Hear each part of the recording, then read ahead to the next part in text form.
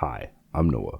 Welcome to the second devlog for Gospel of Steel, a first-person deep-sea welding horror game, a combination of Hardspace Shipbreaker, Subnautica, and Voices of the Void.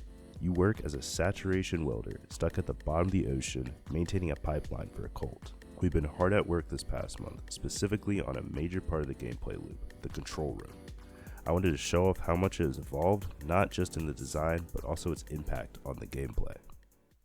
The control room originally acted as a break from the core gameplay loop, basically a moment for the player to catch their breath, ensuring they don't get desensitized to anything scary, and just breaking up the gameplay in general. The control room is inside this massive walking aquatic habitat, which acts like a safe room from Resident Evil. Throughout the game, you'll need to be able to monitor the pipeline to figure out which parts are broken, and you'll also receive orders from the cult so you know what to do next. My solution for this was an iMac G3 inspired computer and a fax machine. Near the beginning of this project back in April, I was obsessed with Frutiger Era and Windows Vista. I don't know why, I just wanted our technology in our game to be early 2000s. I love cassette futurism as much as the next guy, but I wanted there to be a massive contrast between the safer areas and the open ocean. So I spent an ungodly amount of time creating a semi-functional computer OS. I designed and created all the assets for it and implemented it into Unity. And it turned out great. I made a whole loading screen, logging in, user creation, and even an app system. I thought it was very cool. I wanted the player to be able to watch and guide other employees, these employees being CPUs of course, and there'd be consequences based on if the player got them killed or not. So I made this monitoring app, which would allow for all of that. The player could report the incident, get paid docs, but then a new employee would be sent out, or keep it quiet, get paid the same, but have no one watching over them. I created a way to load in multiple different employees, a radar system with vitals, a map that showed the pipeline layout, and a way to send commands out. I was very happy with it, and it kind of played like a minigame. The player would see that an employee is in danger by looking at the radar. They're able to go to the commands to either tell the employee to run or to shoot out a flare to scare away whatever was chasing them. Along with the computer, I also created a fax machine that would print out the mission the player had and also give lore implications. I originally thought the computer and fax machine combo worked out great, but I was very wrong. After having someone else play this version of the console, the problems were very apparent. Players thought the icon moving was them, and it wasn't as intuitive as I thought it was. Although I attempted to fix that by making the fax machine print out the reason why the player failed or succeeded to protect the employee, it really felt like this part of the game was getting away from me. During this time, however, while scrolling YouTube, I saw a certain YouTuber play a game called Voices of the Void. Voices of the Void is an indie horror simulation game. You play as a scientist operating an observatory detecting radio signals from space. I instantly fell in love with the central terminal used to do this task. After playing it for a while and learning how it worked, I started to redesign the computer, keeping in mind things I liked from Voices of the Void and things I didn't. Also, I finally got over my obsession with Frutiger era designs and went for a more military-esque and alien isolation kind of design for all the monitors. After spending a decent amount of time redesigning and reformatting things, as well as better implementing it with the aquatic habitat, I finally settled on this. In front of you is a display for the hull integrity, power, oxygen and temperature, a couple of buttons, as well as depth and location. I was inspired by how mechs display damage with each segment having its own health pool, so the habitat acts the same way. There's also a large monitor in front of you which shows what's outside the habitat.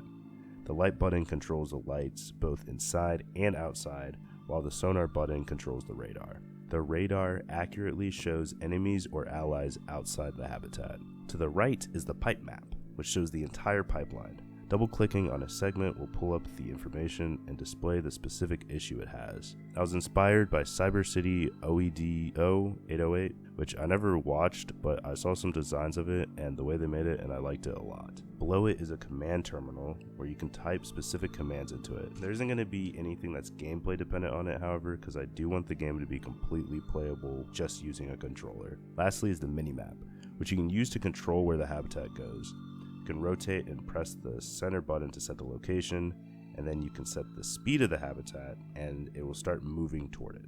I was very inspired by the game In Other Waters because the UI in that game is so beautiful and I just love the way that it does its movement in it. On the other side is the employee monitor, which is basically the only thing that survived from the previous version, though simplified like crazy. You can now just cycle through employees and that's it. In reality, it'll only be you and one other employee on this, unless we want to do something like spooky, but yeah. At the top is the mission screen. This tells you everything you need to do and the missions you've already completed. It also shows you each step. For example, I need to check this pipe specifically, so I'll go to it.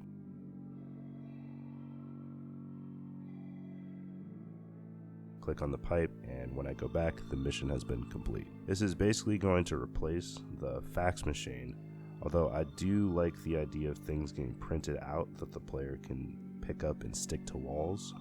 So I'll see if I can slide that in somewhere. This new design kept most of what the old computer did, except now it has an actual impact on the player in the immediate vicinity. This helped rebalance the gameplay distribution, where welding was basically the only thing you could do, and the computer was just going to be used to give the player a break.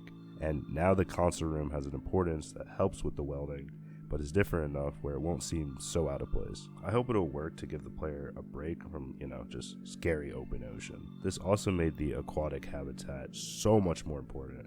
Before, it could have been just a random box that dropped you into a location and picked you up.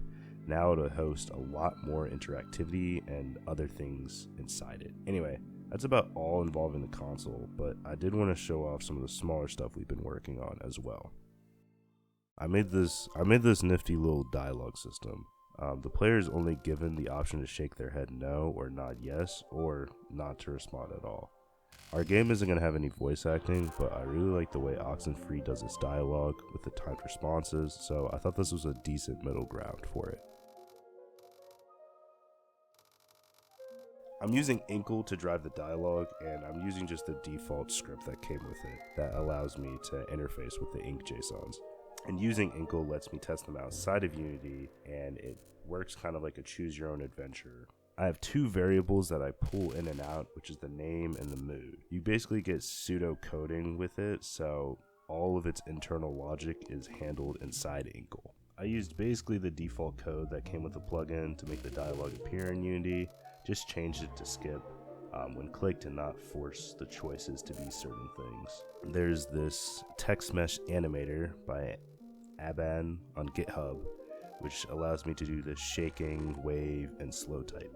I did have to rework it because it didn't clear the affected vertexes, so I just made a reset animation function. For the font, you can read tags attached to Inkle files, specific lines, and then you can change them. So I just made a function that grabs the specific tag, and then it can add that font to it. And although you can do font equal Arial / font, this gives me a lot more control because I can also change the audio sound for each font. The logic for nodding and shaking the head just always has the camera point toward the NPC, and it just checks how many times it moves left and right, up and down. Yeah. I had also been doing a lot of 3D modeling. I worked on this U-boat diesel engine inspired thing, which will be inside the habitat, and also a lot of gears for the habitat legs. I got inspired by Iron Nest Heavy Turret Simulator. Go check it out. And after seeing their stuff, I was like, I need to step up my game. Lastly, Gus, the other person working on this game, had been hard at work making this shader. And I'll see if in a future video I can make him explain how it works and the process, but it's coming out quite nicely, as you can see with this on this door that I made. I also made this portal system, which will be used for moving in and out of the habitat, but hasn't been fully implemented because I haven't finished modeling the habitat interior. Anyway, that's about it. If you're interested in following the project, we do have a free Patreon, which kind of gets random bits and pieces.